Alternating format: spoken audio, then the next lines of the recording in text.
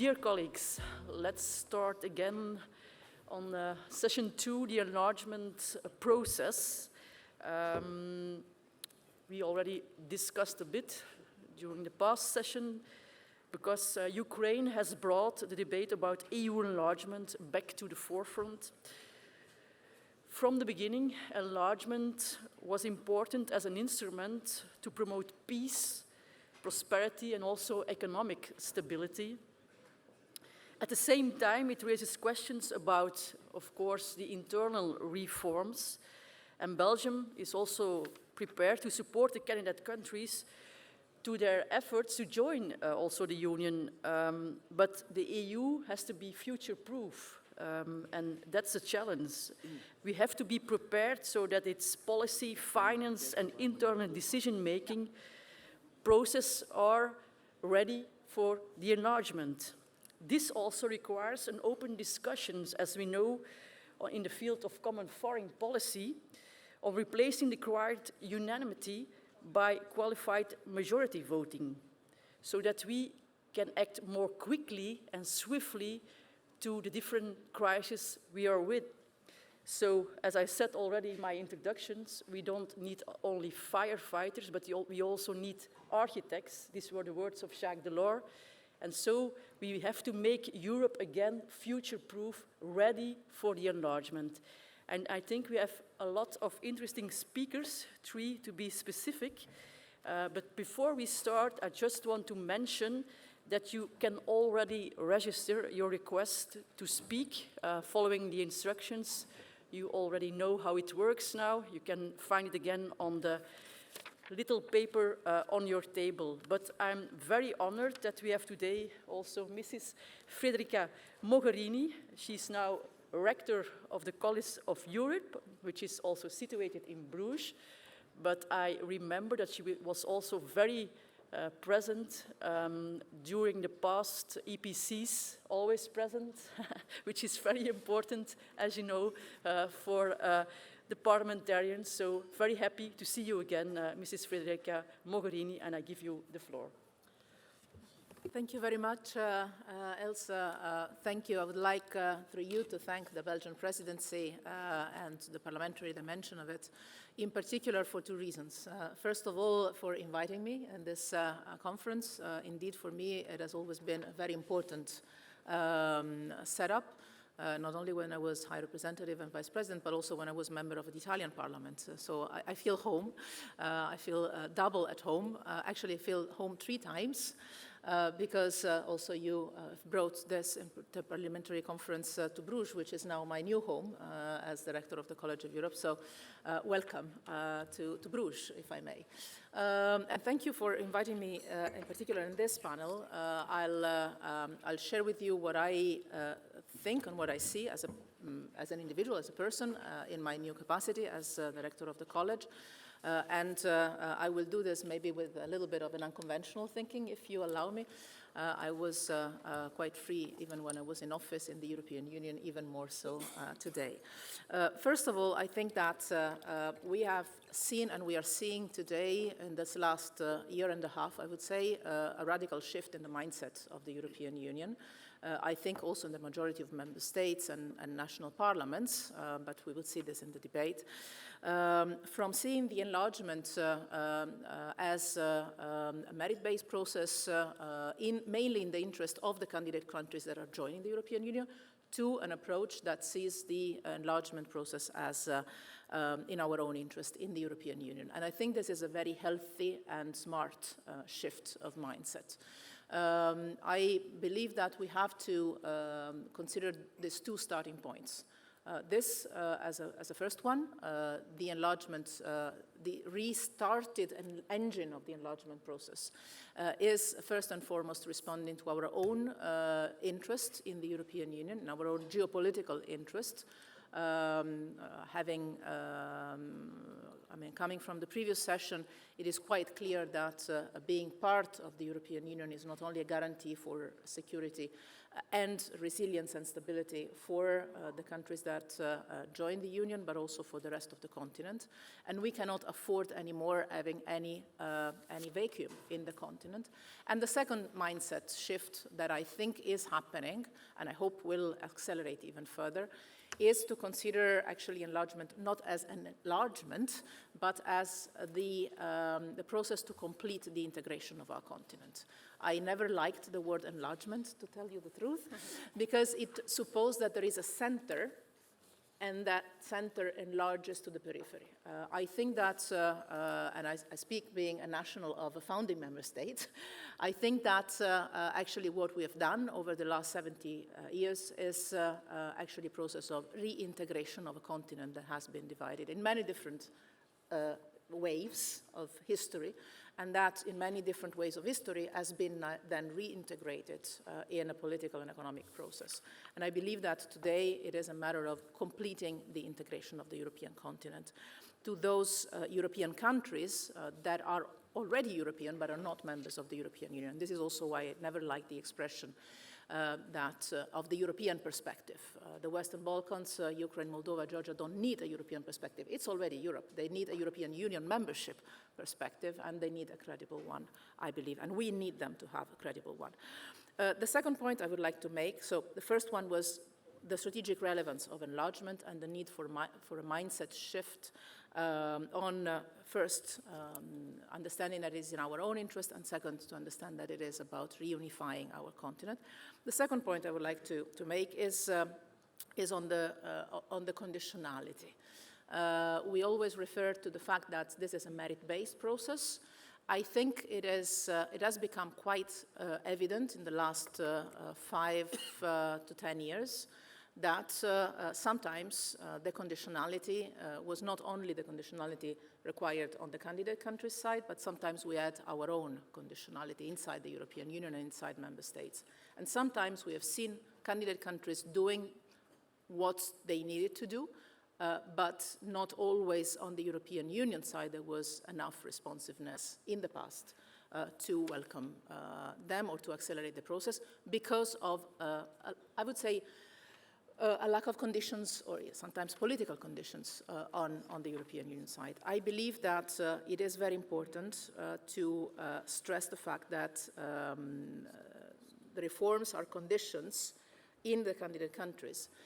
Personally, and this is my personal opinion, I do not think that the European Union needs, as an absolute must, institutional reforms before admitting 1 or 2 or 3 new member states. We were 28. I can tell you personally, I was chairing the Foreign Affairs Council for 5 years. In average, I would say twice a month in all the different council formations. We were 28. We were 28 still with the UK part of the council after the Brexit referendum with unanimity, and still we managed to take decisions every time. So I don't think that the institutional reforms are a must and a precondition to enlarge.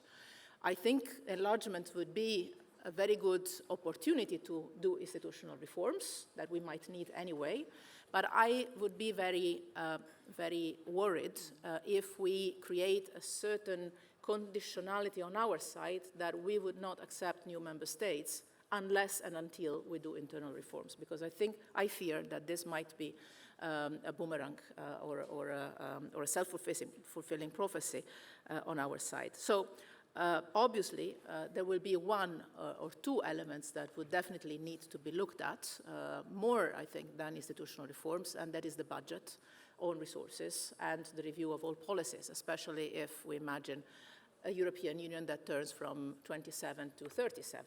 But I do not see why, personally, and again, I know that this might sound provocative to some, but maybe welcome from others.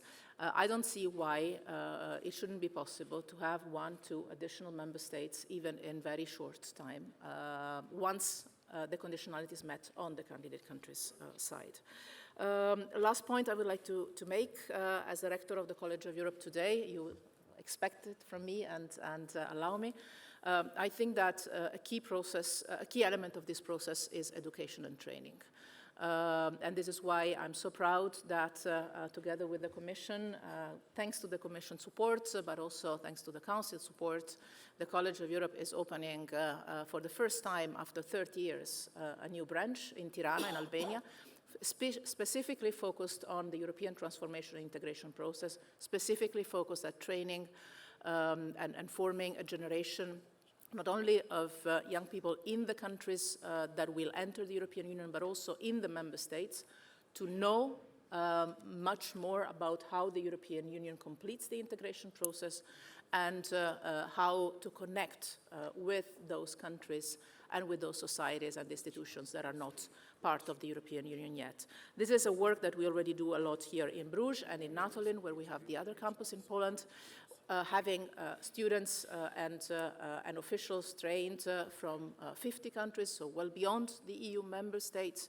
But I'm very proud that we are now together working on the establishment of a campus and a program, an academic program that is exclusively focused at supporting, I hope, what will be the next wave of integration of the European continent. Thank you very much.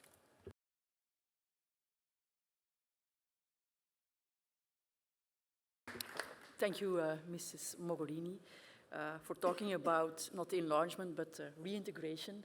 Well understood, interesting perspective. And now we give the floor to Mr. Gert-Jan Koopman. You work very hard today, so you're in our next session also. So I give you the floor about also this team. Thank you very much, Chair, and it's good to be back in the second panel this morning. I promise you there won't be a third panel. No, let me pick up on a few of the points which Frederica just mentioned. I mean, I think enlargement as a policy is back, and I think it's fair what she said, that for a long time there was a reluctance to take enlargement as a policy seriously on the side of some of our member states, and progress between 2013 and 2022 was very slow. We didn't enlarge, we didn't extend the union in over a decade, and whilst some of the candidate countries didn't maybe reform as much as they should, it's also true, it's fair to say that on our own side in the EU there were some hesitations. I think what has really changed fundamentally in the wake of the Russian war of aggression is that this issue has moved away, and therefore the policy is back. It means, however, that the reforms in the countries, in the candidate countries, remain essential, and that we need to work much more intensively with them, like we did in previous decades, to ensure that they can make these reforms.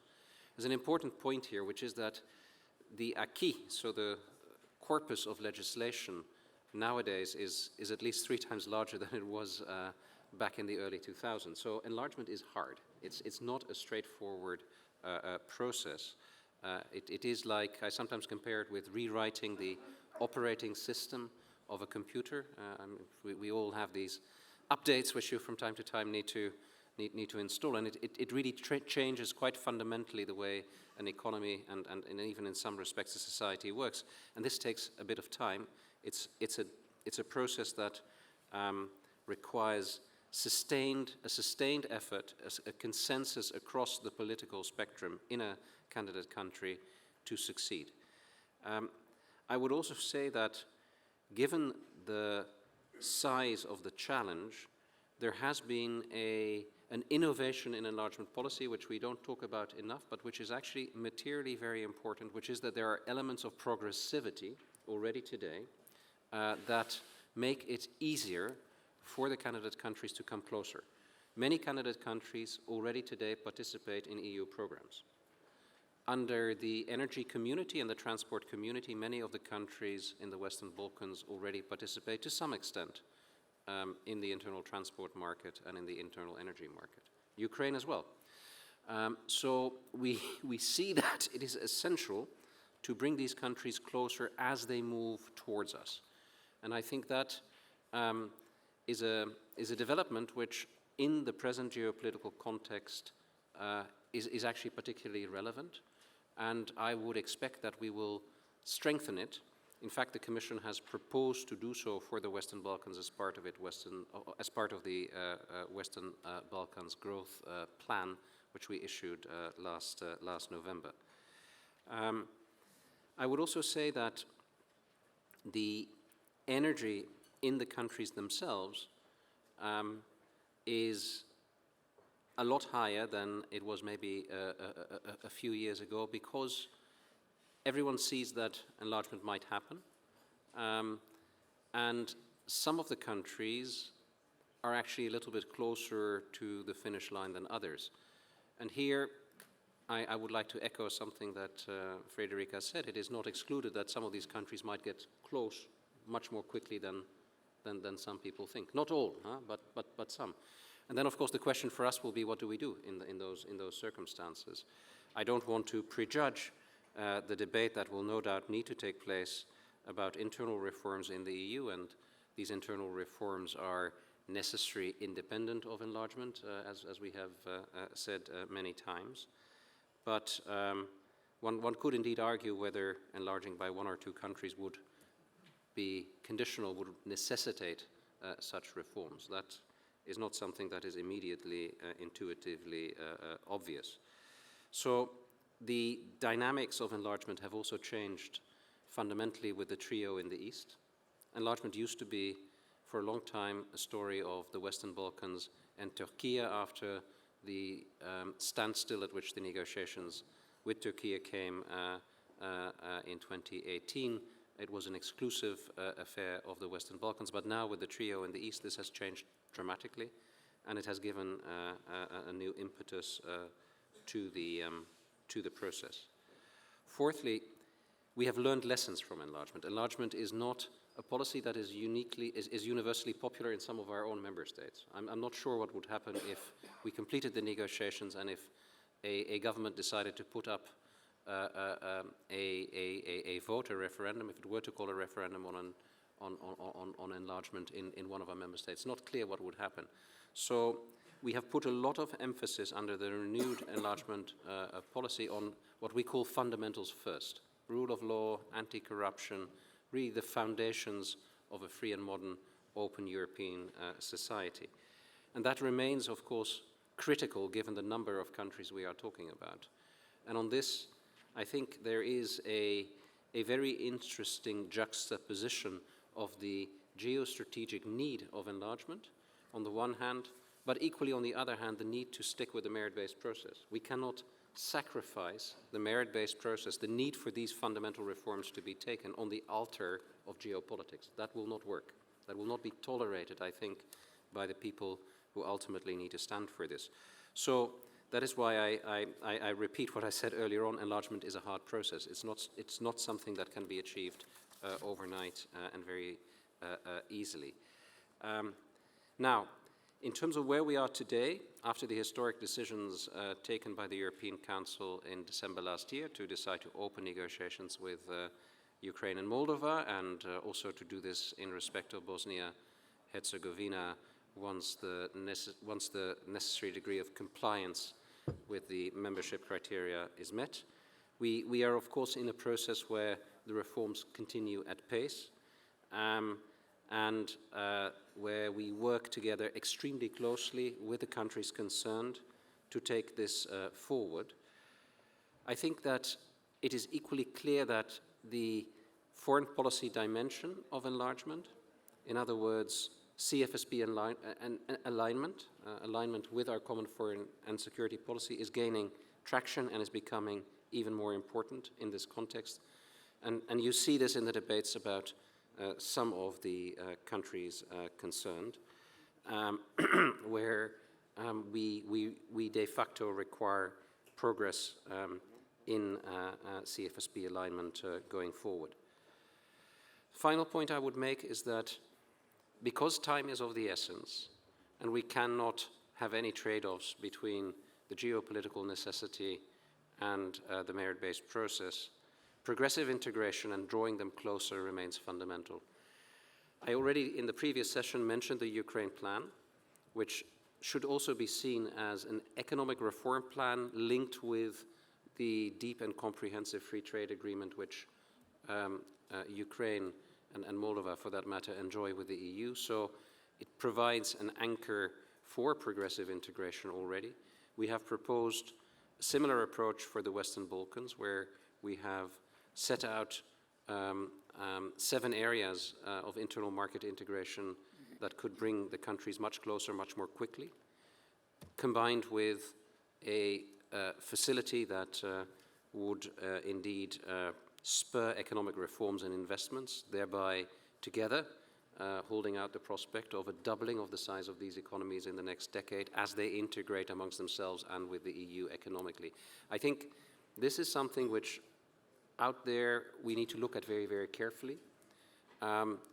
So we need to be a bit less focused only on the enlargement process as such. We need to look at the economics around it, the integration of what it means for citizens, the people-to-people dimension, including education for that matter, and to redouble our efforts. The final point I would make in this respect is that there are a lot of concerns about budgetary implications, but the reality is, if I look at the envelopes that we are putting on the table today, they remain rather modest in the wider scale of the overall budget, and certainly in light of the geopolitical and geostrategic challenges, quite affordable in light of the needs that we have.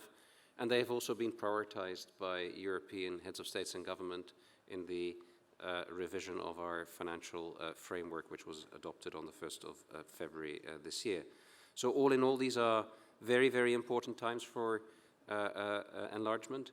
They will have to be approached with a fresh mind, with a degree of cooperation and collaboration with the candidate countries that I think will look more like it looked in the 2000s than what it looked like 5 years ago. And we have reason to be optimistic if I see how much has changed in terms of reforms, in terms of how we think about enlargement in the past 2 years. So with that, I want to leave a message of optimism and hope for this esteemed assembly, and I look forward also to your comments and possible questions. Thank you.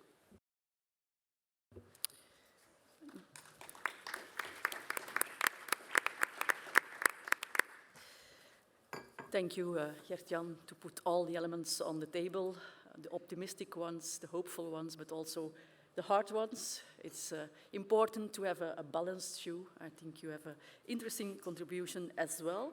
And now I'm very happy to announce also Steven van Hekke. He's a professor in European politics at KU Leuven. Leuven is my hometown, so I feel a bit at home with you. Thank you. Thank you. Dank u wel, beste Els. Dear members of parliament, it's a great honor for me to speak to you very shortly about a major topic in EU integration history. It's great to be in Bruges. Next week I will be in Skopje, North Macedonia, and last week I was in Brussels, invited by Flemish journalists who want to make a video on the enlargement of the EU. But journalists need to make this visible. So that was a bit of a problem. They had no idea. And I said, let's meet next to the European Parliament. Why? Because next to the European Parliament, you have 2 segments of the Berlin Wall. And that is the first point I want to make. What happened on the 24th of February 2022 is of the same significance as the Berlin Wall fell on the 9th of November 1989. We are very conscious about the short-term effects, but we are still in denial about the long-term paradigm shift of the EU. The full-scale Russian invasion of Ukraine has changed everything, so also an enlargement policy. It's a turning point. There is a before and there is an after, and you can never go back. The same happened again with the fall of the Berlin Wall. Before, there was enlargement fatigue, as we all know. Sometimes I call it a lost decennium, because not much happened after Croatia joined in 2013. Now we have a new window of opportunity, a momentum, and the question is, of course, still, will it be taken?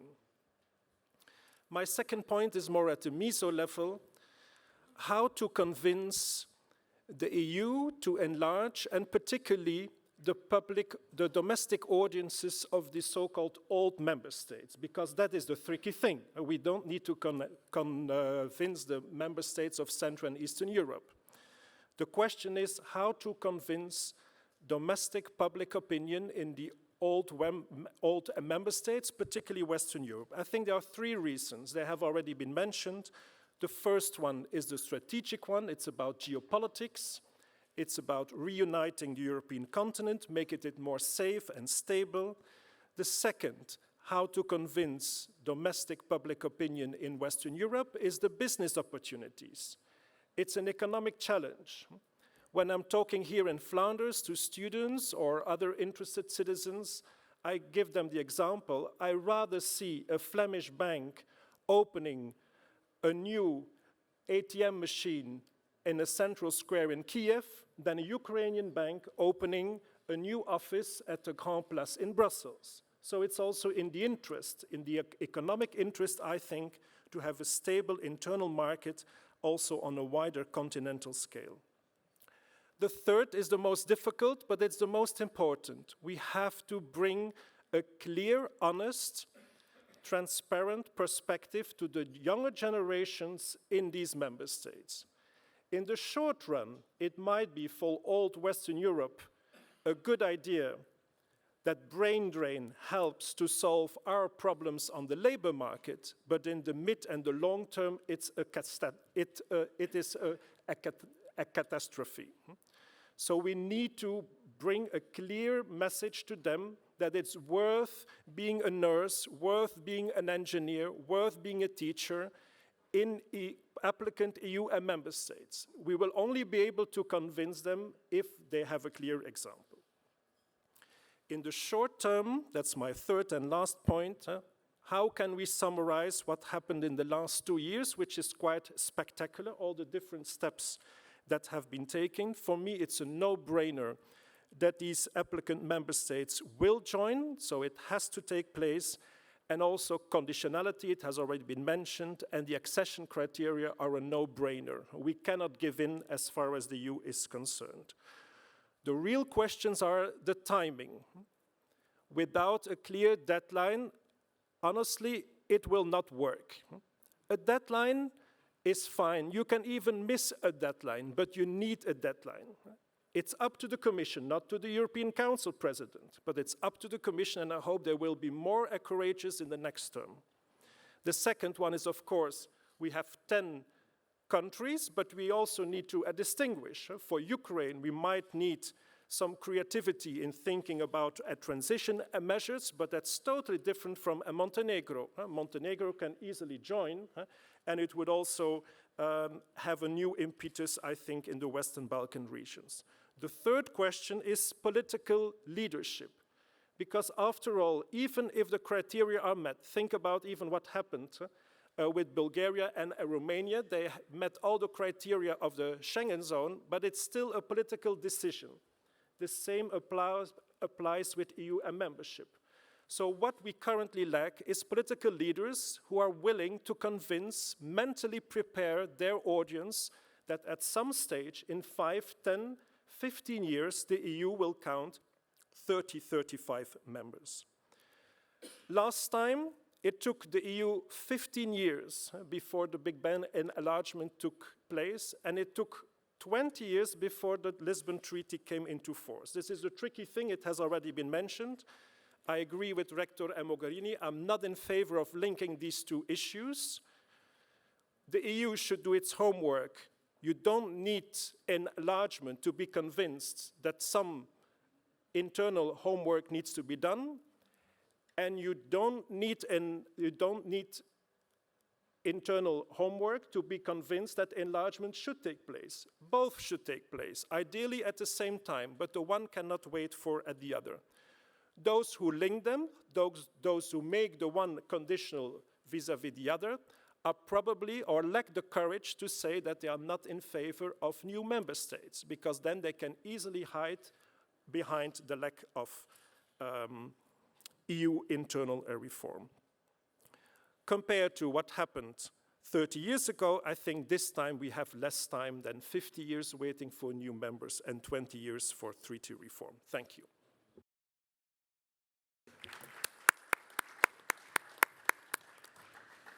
Thank you, Steven. Thank you, Professor Van Hekke, for your interesting view. We feel addressed when you talk about political leadership. We have a lot of politicians in this hall, so we are very curious what you think about these different interventions, and to make some suggestions, it's also welcome. So it's now time for the panel debate. You know already that there are 90 seconds and no more, because we are always, now again, a bit late in the program, so please stick to this time, so everyone can express also oneself. So I first give the floor to my dear Belgian colleague, André Flahaut. Vous avez la parole. Merci, Madame. Thank you, Mrs. Chair. I would like to thank the speakers. When the process is not about markets, it's about persons. When it comes to European institutions, we should be courageous enough to review some functioning of institutions that are, say, bureaucratic and are not liked by citizens wherever they are. And one should also take into account the position of national parliaments. We are in direct contact with our citizens. And let us also take into account countries that have been waiting for a long time and who might not be totally in agreement with the demands. And as you said, we should also have a kind of training of our citizens without imposing models anywhere. We should have, if we also had common training of European defense, we would probably have a more performing European defense nowadays. Thank you. Merci, Monsieur Flahaut. I now give the floor to Zsolt Nemet, our dear colleague from Hungary. Thank you very much, Az, and Federica and Mr. Koopman for this panel. To all three of you, congratulations to Belgium. As you know, we have got a Spanish, Hungarian, Belgian trio. The cooperation inside the trio is very smooth. As you know, the Hungarian presidency is coming up in the second half of this year.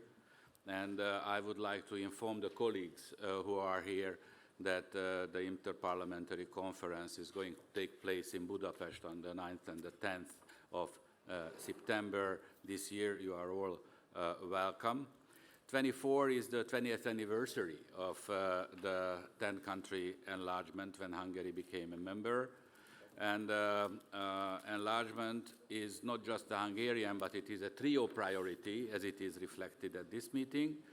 And I would like to underline the important statement which was said just before, that the geopolitical aspect and the merit-based aspect of enlargement is very closely intertwined.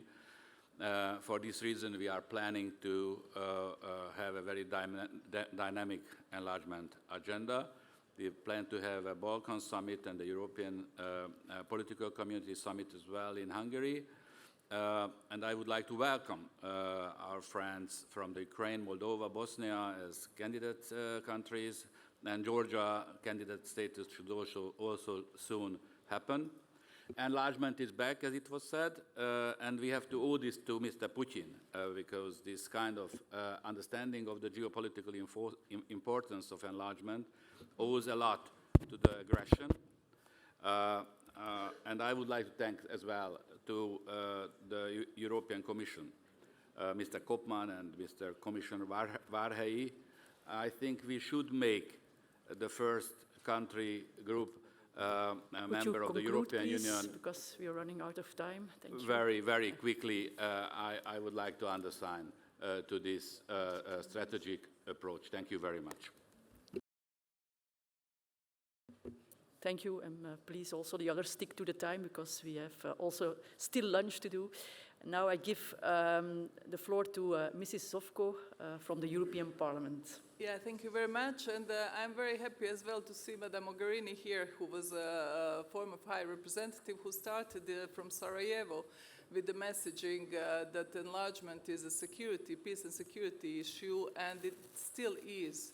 I remember in 2014 when you gave this message and when you did a really good dynamic, so we should not forget Bosnia and Herzegovina and peace and stability issue that is being at stake there. I came from Banja Luka the other day where a new bishop was replacing Bishop Komaric, and it broke my heart going to and being there, taking the roads that are really the medieval ones. And I've seen, coming from Croatia, I've seen how backwards this country has become in the recent few years. And watching television, watching a program, the hybrid propaganda and influence from Russia, from Turkey, from all the other countries is playing dangerous games. And I think that Bosnia and Herzegovina, if we don't open accession talks, we have not learned any lessons in the past years since the Dayton Peace Agreement. We have to open the negotiations with Bosnia and Herzegovina. We have to play finally preventive diplomacy, and we have to bring this dynamic because enlargement is also a political tool for peace and stability. I would not agree that we should give some other countries a chance because they all have a harder diplomacy, but we with our American partners have made a hard-won peace, and if we don't show that this bridge builder country is a key for stability in Western Balkan, we have not learned any lessons. And we cannot do anything then in Eastern Partnership. Thank you. Thank you.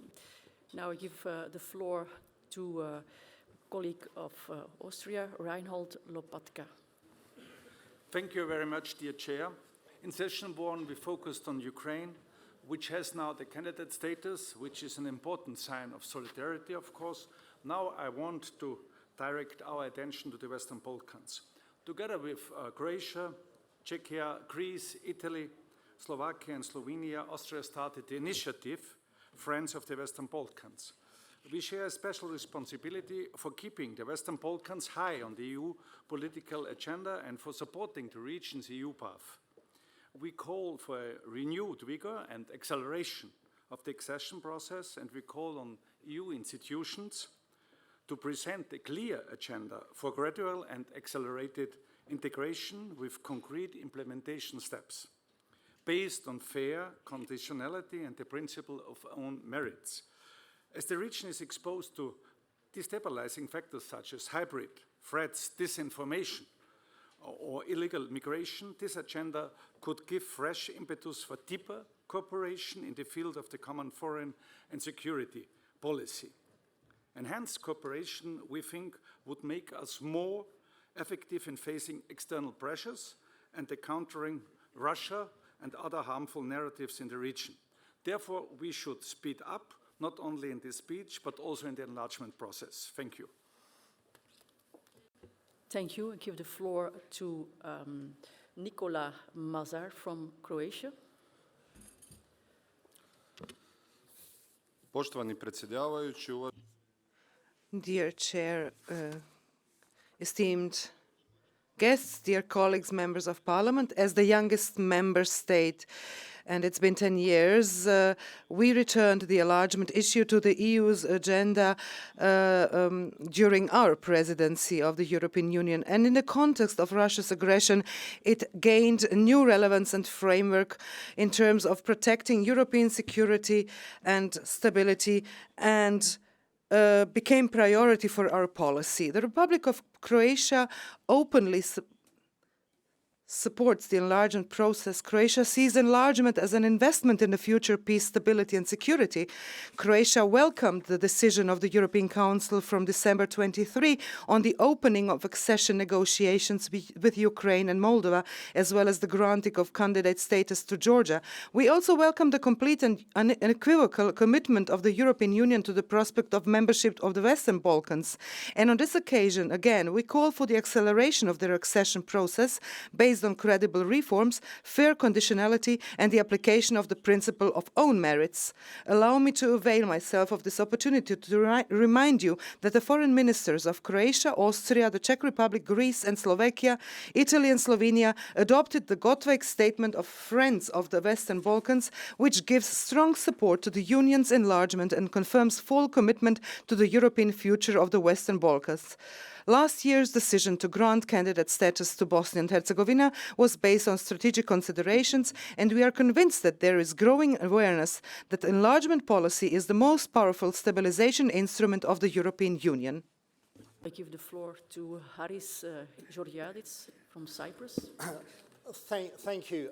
I'm all in favor of enlargement. In fact, I do agree that enlargement is synonymous to the completion of our union, but I would insist on the reforms, on the conditionality. In fact, the benefit of enlargement is this transformational effect that it implies, the fact that countries reform and adapt. I would be very, very nervous if, for instance, we were to accept as a member a country which does not respect human rights, or which in its foreign policy is aligned, for instance, to Putin or to Hamas. But what an achievement it would be if through the enlargement process, that country would become a true liberal democracy, would align its foreign policy with the European foreign policy, and it would effectively become truly European. That's when enlargement should happen, and that's why we should be insistent on a merit-based, reform-oriented enlargement. Thank you. Thank you. I just have to mention that we close the list because we have still 20 speakers to come. I'm very glad that you're interested in the debate, but we have some time schedule also. And now I give the floor to Tonino Picula from the European Parliament. Thank you, Madam Chair. Under conducive circumstances, the Western Balkans has potential to solve its long-standing internal and bilateral problems through a more convincing democratic transformation and integration into the EU. But if these processes are blocked in such increasingly tense social conditions in the European Union, an open war in our neighborhood, along with the malign influence of various rivals of the European Union, I would not exclude new tough challenges. That means that the slogan of the Belgian presidency, protect, strengthen, prepare, is an excellent choice. As far as further enlargement is concerned, I would like to single out some key points. Every candidate country should be judged on their own merit. Our fundamental values, such as the rule of law and democratic standards, must be pillar of our assessment if the country is ready to join the European Union. Building bridges, highways is welcome, of course, but respect for fundamental values must be a precondition for that. European Union is not only a common market, but a union of values and community of shared risks too. Once the candidate country fulfills all the criteria, there should be no political delays to its succession. Necessary European Union internal reforms must take place in parallel. European Union enlargement is one of the most successful EU politics, and it must continue. On that note, we expect concrete results from the Council meeting later in March. Thank you. Thank you. And now give the floor to Kimmo Kiljunen from Finland. Thank you, Madam Chair. First of all, I would like very much to enjoy Frederica's position concerning reintegration of Europe. True, Ukraine is part of Europe, and it's marvelous that we have started the negotiations for the membership in European Union, including also Moldova and candidate status for Georgia. I am also very pleased to hear that you don't forget the Western Balkans, but I will add actually in the picture 2 other Eastern Partnership countries for discussion of the future of Europe in itself.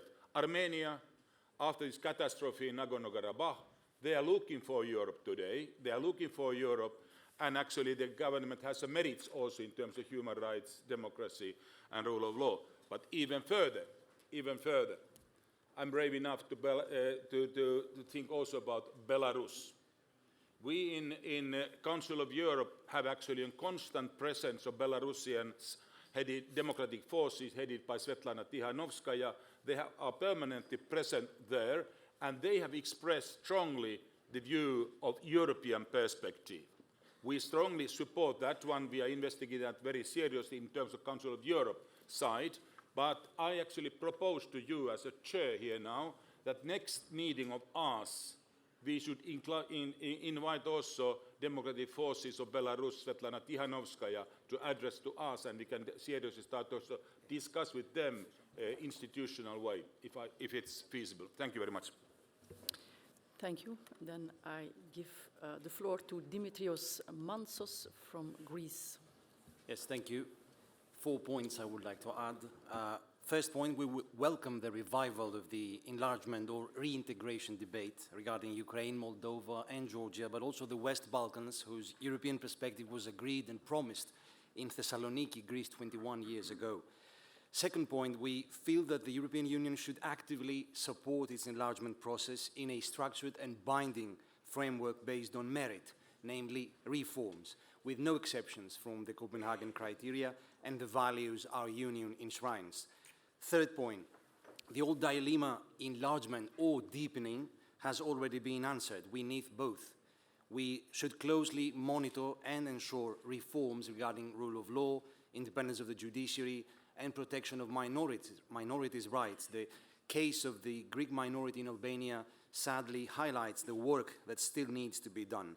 Fourth and last point, the enlargement should be seen as a crucial part of a new European architecture, to borrow Ms. van Hoof's term. We need to have a more coherent foreign security policy, especially given the severe geopolitical shifts, the barbaric invasion of Russia in Ukraine, and the humanitarian tragedy in Gaza. The European Union should revisit its policies towards its direct environment, the southeastern neighborhood, to tackle aggression and revisionism and safeguard peace and security. And the enlargement could and should serve as a significant step towards this direction. Thank you so much. Thank you. And the next speaker is Gian Giacomo Calovini from Italy. Grazie.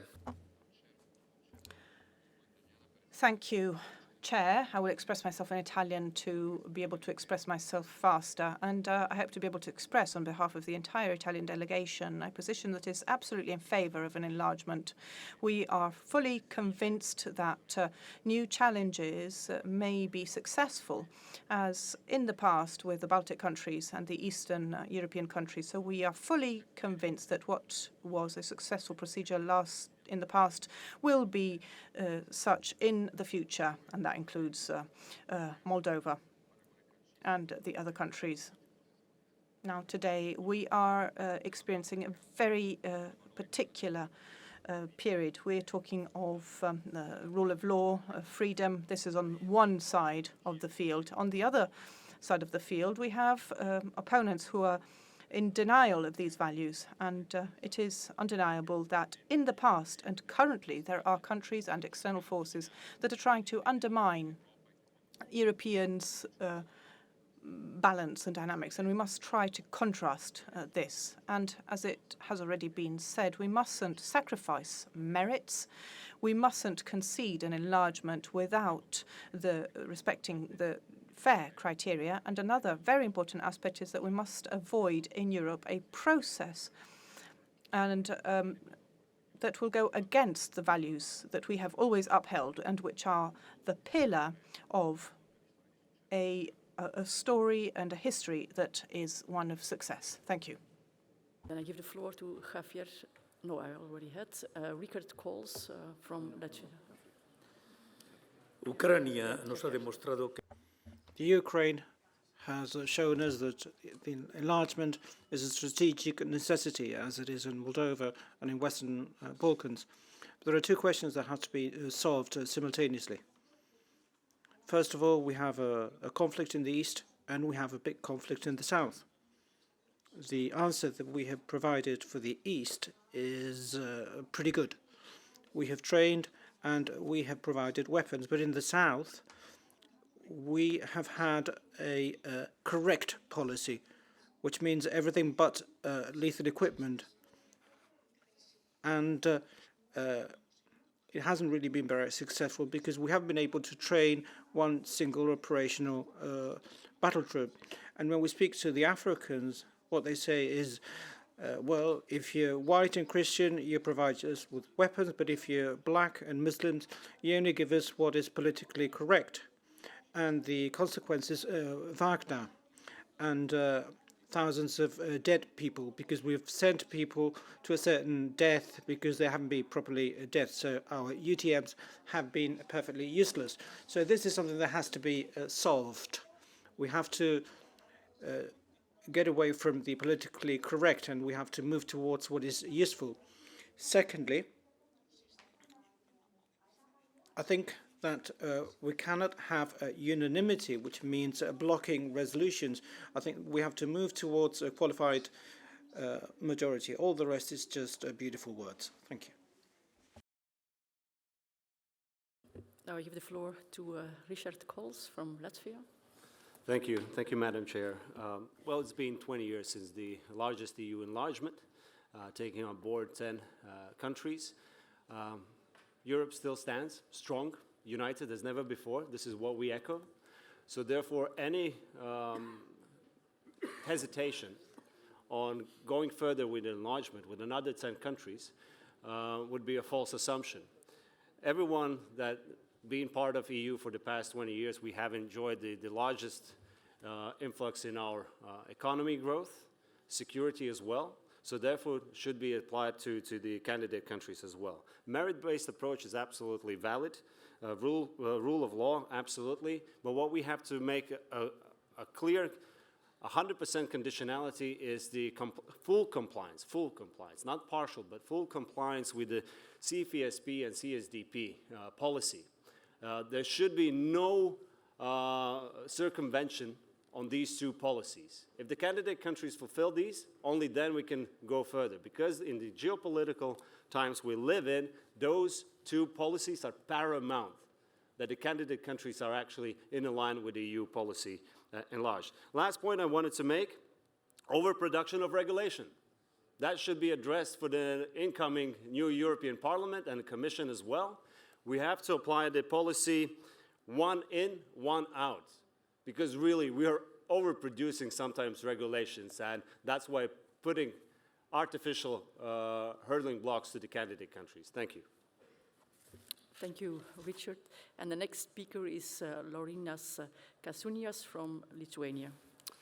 Thank you, Madam Chair, for pronunciations. It was good option. Russia is modeling two types of neighborhood. One type is totally controlled countries, and if these countries don't want to be controlled, we are trying to make a failed state. So in our neighborhood, eastern neighborhood, I think we have a coming success story. It's Moldova, named Moldova. And this year, end of this year, will be hard times for Moldova. As you know, we have elections, president elections, which is also like a civilizational, cultural, geopolitical decision, and also referendum on membership into the EU.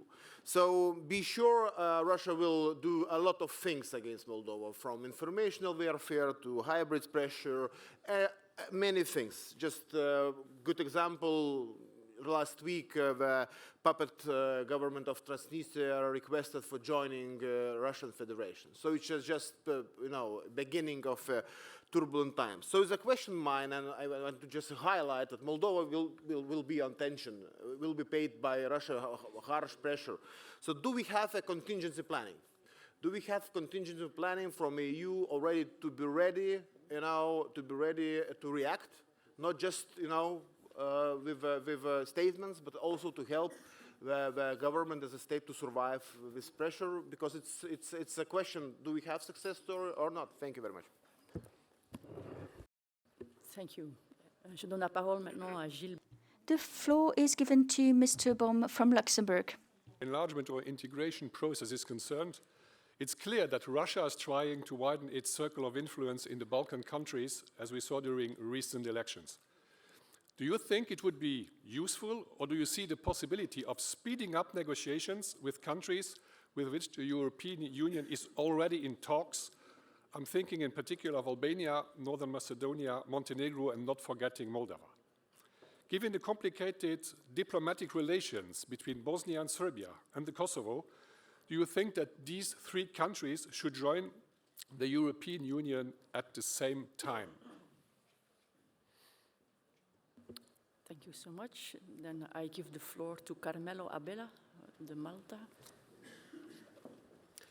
Thank you very much, Chair. A very interesting discussion, both by the points raised by the panelists and also by colleagues from the floor. I think that concerns and ideas are all valid, and there is no one idea or one concern is better than the other, but all concerns and ideas are valid. So, in my opinion, the process of enlargement, or as Federica said, reintegration of other European countries, boils down to what will prevail in the end. Will the political process prevails on the maybe very long exercise in adopting the acquis? Will the readiness of candidate countries prevail rather than the decision to make the aspirations or their aspirations, especially of the younger generation, given more weight than the process itself? So yes, I totally agree that we need to continue the unwavering commitment of the principles of democracy, rule of law, and respect for human rights. But in the end, I think this is a two-way process where we member states need to also learn how to deal with the candidate countries, because this is a two-way process. And my question is this: are we better together or not? And I think we risk not being ready if we continue this waiting. So my conclusion is, yes, that we should not wait for institutional reform, because I believe that the EU will increase its relevance in the neighborhood and even globally if we have more member states. Thank you. Thank you. I give the floor to Titus Corlatian from Romania. Thank you. First of all, thank you to the distinguished panelists for their distinguished contribution. Secondly, for a country like my own, Romania, which indeed, I will take a comment from the panel, is still blocked by a veto by one member state before becoming a full member of the Schengen area, a veto which is violating the EU treaties.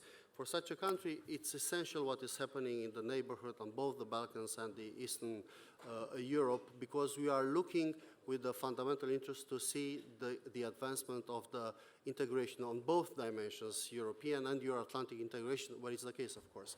And this is why we have advocated since the Thessaloniki agenda that the only solution for the Balkan region is the full integration with all actors in the region. We have lost some precious years, unfortunately, because we have lost our, I quote, geopolitical interests, and when we are not present on the pitch, there will be all the time someone else, in our case Russia, to be ready to fill in our vacuum. Secondly, good news about the Balkans. Now we are changing the rhythm. I will add the need, especially in these complex circumstances, the need for a refreshed spirit of the dialogue between EU and Turkey, especially based on the European Commission and EEAS joint communication between EU and Turkey relations. This is a need.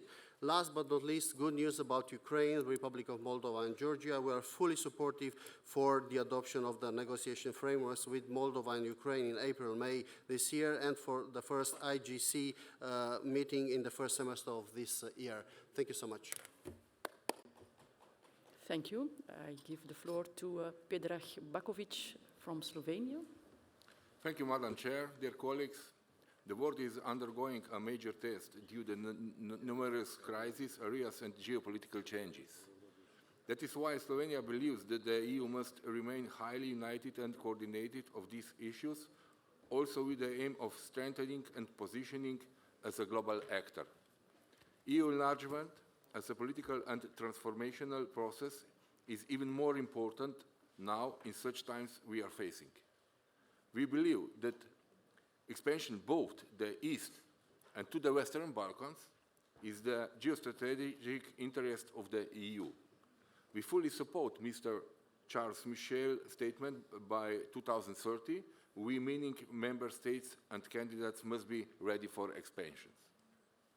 We think that these goals should also be reflected in the next EU strategic agenda for the period of 2024 to 2029 and the long-term EU budget 2028 to 2034. First and foremost, the integration of the countries of the Western Balkans and Ukraine, Moldova and Georgia should remain the EU priority.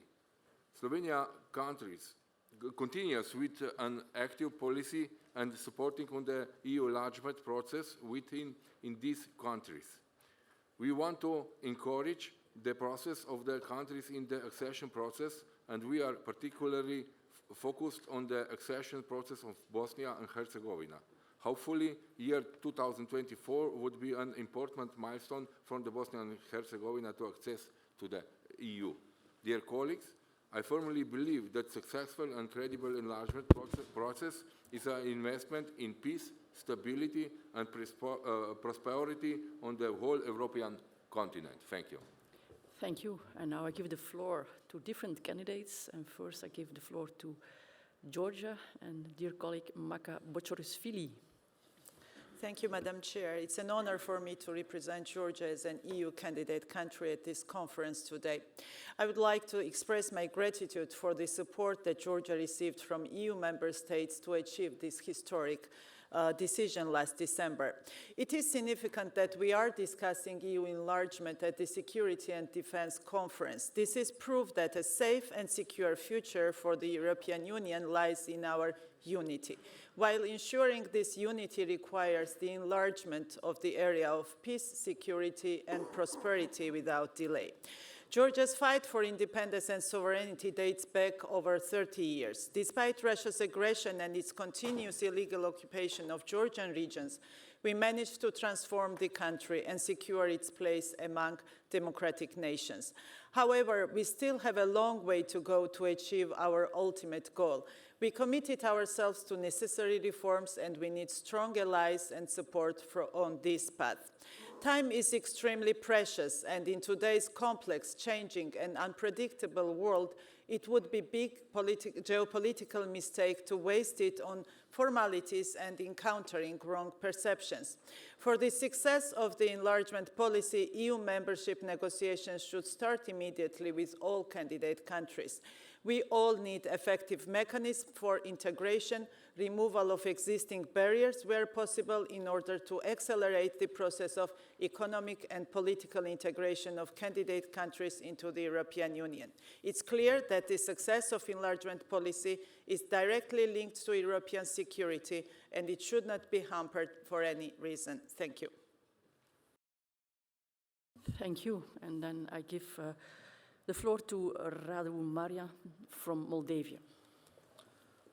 Thank you so much, Madam Chair, and thanks to all for supporting our country. Today is a symbolic date because exactly 2 years ago, on March 4, 2022, we have submitted an application to become members of the EU, and our application made in the context of the Russian invasion in Ukraine has made it crystal clear that the EU integration for us is the only alternative, the only choice, the only way we have as a country.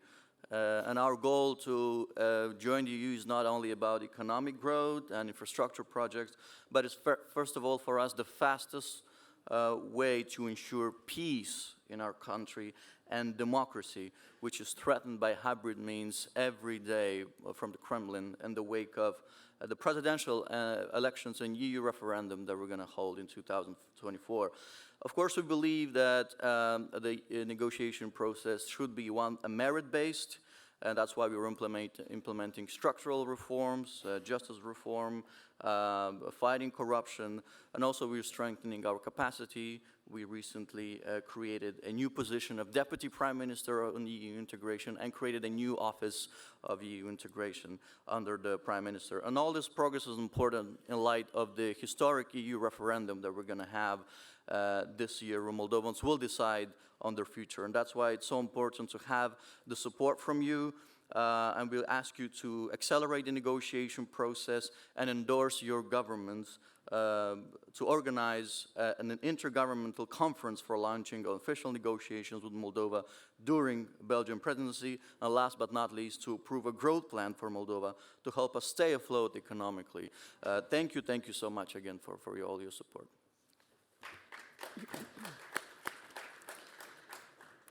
Thank you. And next speaker is from Montenegro. It's Duško Štepović.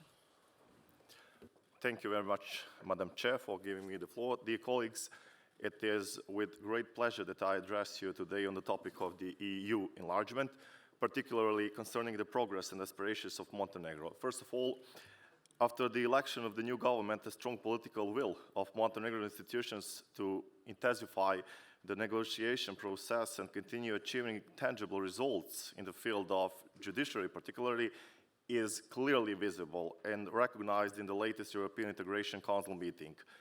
The revival of consensus-driven atmosphere and political dialogue in Montenegro signals a significant shift, demonstrating the collective commitment of all stakeholders to address European agenda commitments. Montenegro remains firmly committed to the European perspective of all regional countries toward the EU. Montenegro's accession to the EU would send a powerful message to the region and serve as a clear affirmation of the relevance of the enlargement policy. We hope that the upcoming European Parliament elections and the subsequent institutional completion will not impede our collective efforts toward these goals. Montenegro is an unwavering partner to the EU member states and a responsible NATO ally, as evidenced by our continuous alignment with the common foreign and security policy. In conclusion, Montenegro is fully committed to advancing its European integration process, guided by principles of democracy, rule of law, and transparency. We look forward to furthering our partnership with the EU and achieving our shared objectives for the benefit of our citizens and the entire region. Thank you so much. Thank you. And our next speaker is Hulusi Akar from Turkey. Thank you, Madam Chair. As you know, the EU enlargement has gained new momentum in the face of Russian aggression against Ukraine and the urgent need to create a geopolitical European Union to address European and the global challenges. The EU's relations and cooperation with Turkey on regional issues must not be in a transactional and selective manner. Turkey asks only for fair treatment and a visionary approach in its EU accession process. The abuse of the veto right by some member states against any candidate country is counterproductive and does not solve any problem at all. This approach is also against the EU's interests. Strengthening Turkey's accession perspective can only contribute to the further EU reforms and alignment with the EU.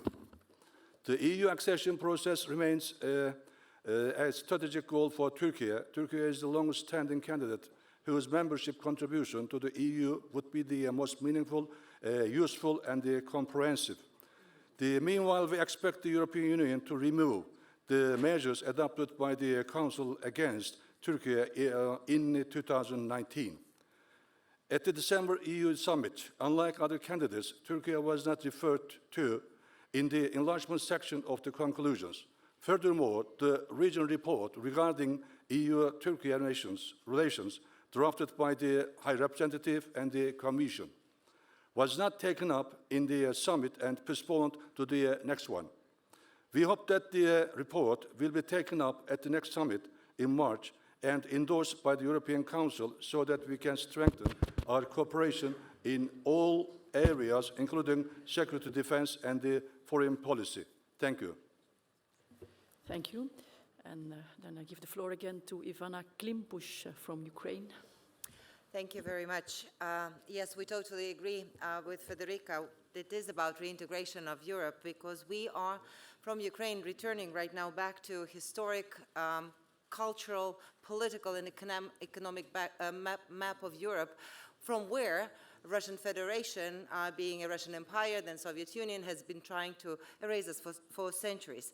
So we are extremely grateful for the historic decision that has been taken already in December 2023 with regard to opening the accession negotiations with Ukraine and Moldova, and I think geopolitically incredibly important, providing the candidate status to Georgia. And we are all benefiting right now from the process of transformation that we are going through as part of the Euro integration activities. And we are interested that this magnifying lens of attention to the reform agenda in our countries would be even more increasing on behalf of the European Commission, on behalf of the European Union member states. So we are hoping that the negotiation framework would be agreed upon in the Intergovernmental Conference already during the Belgian presidency. So my question to the panel is, what are the expectations on the timeline with regard to these negotiating frameworks being agreed upon? Thank you. Thank you. And then I give the floor to Vasileios Ypsilantis from Greece.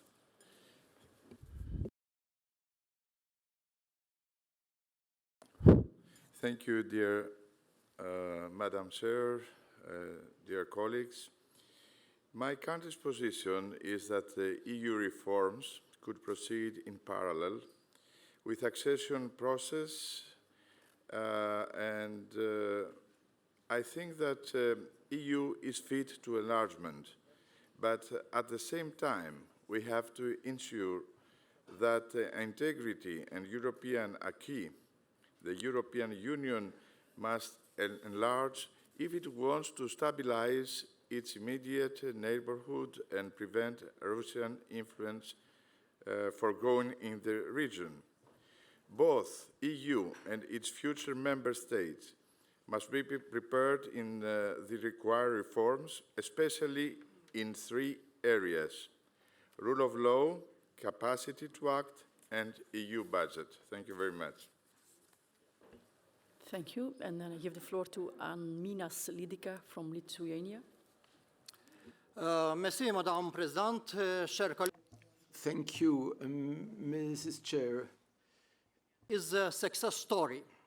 This year, on 1st May, we will mark Lithuania's 20 years as a member of the EU.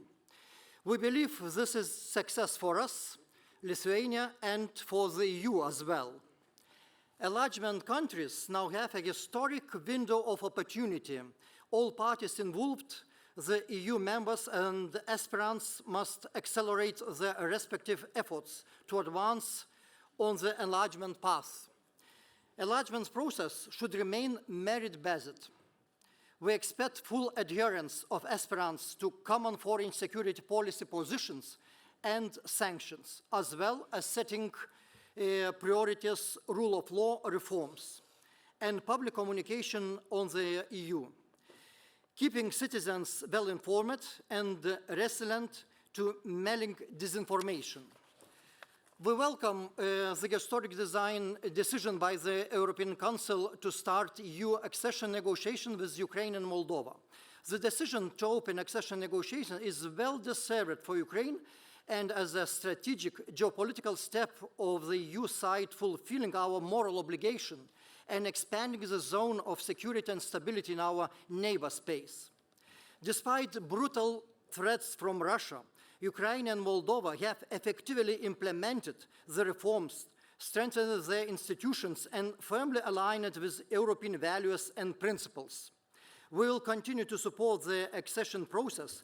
Our experts are ready to share Lithuania's enlargement experience with Ukraine and Moldova. Thanks. Ačiū. Thank you. And then our last speaker is from Turkey, Seda Görenbölük. Merci, Madame la Présidente, chers collègues. The enlargement was the most efficient tool of the European Union to spread democracy and liberty throughout the continent. Yes, there has been a positive evolution. The opening of negotiations with Ukraine and Moldova, the granting of candidate status to Georgia, yes, but it is imperative to keep alive the perspective of accession for the Western Balkans. Well, European Union showed a political willingness about enlargement in general. This was not, and I regret to say it, the case for Turkey. It seems that the interest towards enlargement is driven by the interest of the member states. Turkey is the most affected country by this policy. Negotiations were opened in 2005, and there were indeed obstacles that were thrown, most of them linked to the Cyprus question. We should evaluate thoroughly the credibility of this policy. Turkey is indeed part of the Balkan region, and we play a major role in the stability of the region. We are not an external actor, nor are we a competitor of the Western Balkans. We want results that will be advantageous for the whole region. Turkey and the European Union want to establish and maintain peace and encourage economic development in the Balkan region. And the Balkan zone has gained in interest in the present situation. And indeed, this will grow ever closer. Thank you all for your Je remercie. contributions and also respecting time more or less, but in general it was. Thank you so much. And now I give the floor again to our speakers, and I give them a couple of minutes. You don't have to answer all difficult questions, but if you can do. So thank you so much for that. So I give the floor first to Federica Mogherini. Thank you. First of all, thank you for excellent comments and questions, and I'm very relieved I can leave most of them to others. Premièrement, je voudrais toucher sur la toute première question. I would like to come back on the first question about the role of national parliaments. It is of the essence, not only in view of the composition of this assembly, but also regarding the role of national parliaments to form national public opinion. If the enlargement policy of the EU has been given a new impetus, well, I think that the role of national parliaments will grow ever more important in the coming years. I think that this assembly will serve in order that national parliaments play their role to the full about values, European citizenship, and our identity. I think that there is an elephant in the room that has been hinted at but not really mentioned explicitly, and I think it is going to be very important for us all collectively to be honest on some of the challenges we're facing. Sometimes we hear that we should be careful in enlarging and getting new member states because there is a risk of lowering our standards on rule of law, human rights, and democracy. I believe that we should, for sure, keep this criteria extremely high on our agenda, as the institutions are already doing. But I also believe that it would be quite an illusion to imagine that these are challenges only for the newcomers and not for all other member states, because I believe that it is going to be very important. It is very important for all citizens of the European Union to be 100% sure that being it a founding member state or being the newly entered member state, our standards on rule of law, democracy and rule of law are the utmost, the most respected one. Second point I would like to touch upon is the question on enlargement as a peace and security issue. Indeed, it is, I think now more than ever. To me, it was evident also before, but I think that today it's evident also across the continent, not only in terms of prevention of conflicts and security threats, but also in terms of reconciliation. And in the Balkans, I think this is so evident that we wouldn't even need to, I think, spend much time on that. Third question I would like to address was a question that was directly put. Would we need to speed up on some new member states joining? Would we need to envisage a group coming all together at once in? Personally, again, it's merit-based, and it's others' job today to work on that. Personally, I believe that given the importance of the geopolitical imperative, as you mentioned, Gert-Jan, on the accession processes, and given the fact that some of the candidate countries are already NATO members and fully aligned on CFSP, I hope, and I would personally very much welcome if we could have at least some new member states joining, not only because of geopolitical reasons, not only because of that, but also to show that the credibility of the process of enlargement has restarted. This is another elephant in the room that I think we've not touched upon much today. There is a lack of credibility of the process, especially in the Western Balkans, and I think that we need to reinstall a sense of trust and confidence in the fact that the process is actually going to happen. Last but not least, on qualified majority voting, I might surprise you. I personally am not a big fan of qualified majority voting in foreign and security policy. I know that this is not an opinion that many have today, but I do think that, especially in foreign and security policy, the ownership of member states is a crucial asset, and that every time that we are able to decide by unanimity, which again I think is possible given political will, we should, not least to show a united front to our interlocutors that are maybe a little bit less of partners and more as interlocutors, sometimes difficult ones. I think that the more we can show our unity and portray our unity externally, the more we serve our own purposes and interests. So this is why I would be very cautious in going in that direction.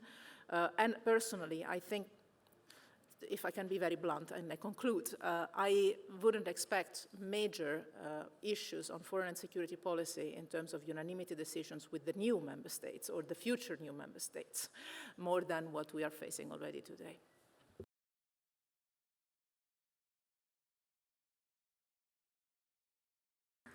Thank you so much again, and then I give the floor to Gert-Jan. Thank you very much. Many questions indeed. Let me pick up where Federica left off. I mean, there was a question about how fast and who's ahead. Well, technically, I can give an answer in that there is one candidate country that has completed the most reforms, which is Montenegro. That is just an objective fact. The question is, how fast can it now progress? Seems to be a lot of renewed momentum. But then obviously the next question is, so how would the process look like in terms of taking on board new member states? Are you going to wait until you take on board all 9, or are there going to be groups, or is it going to be one by one?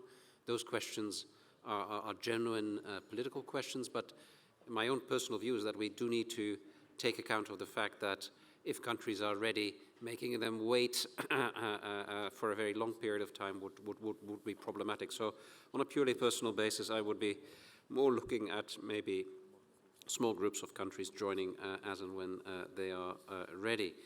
The credibility of the enlargement process, I'm glad the point was raised. It is an issue certainly in the Western Balkans. I think here the renewed momentum also at the EU level is clear.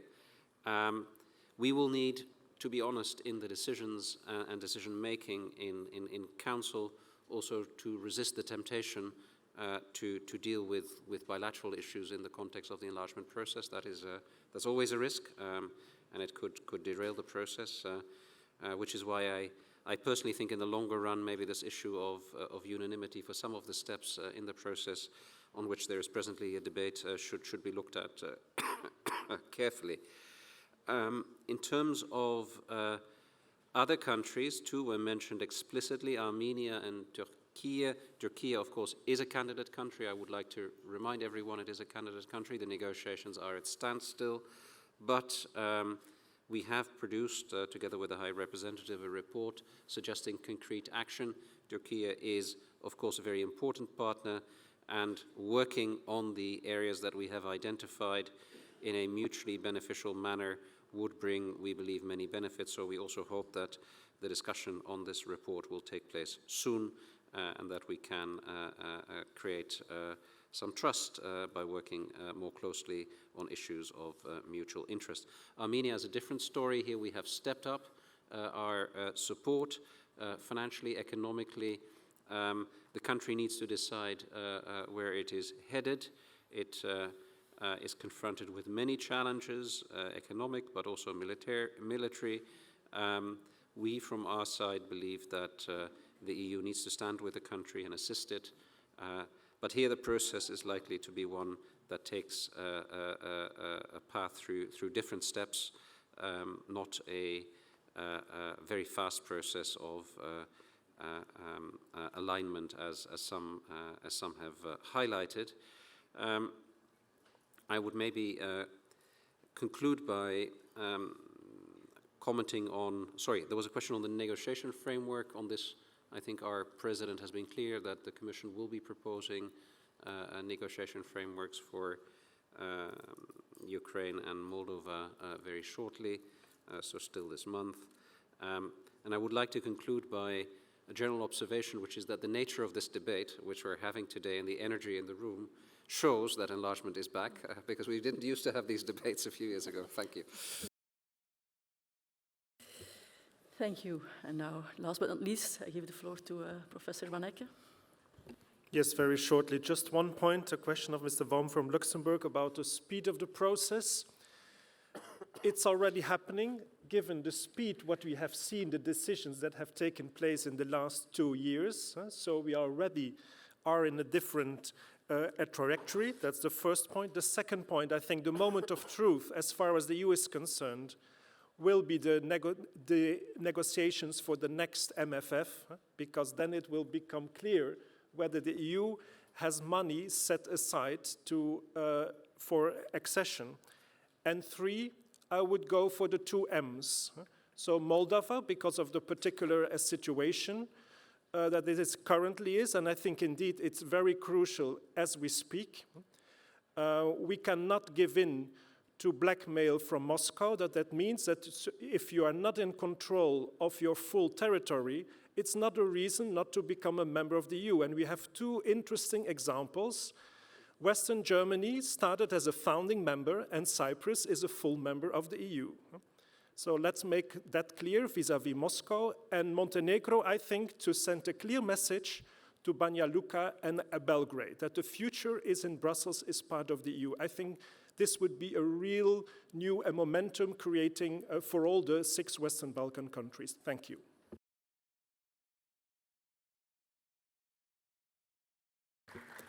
So thank you all.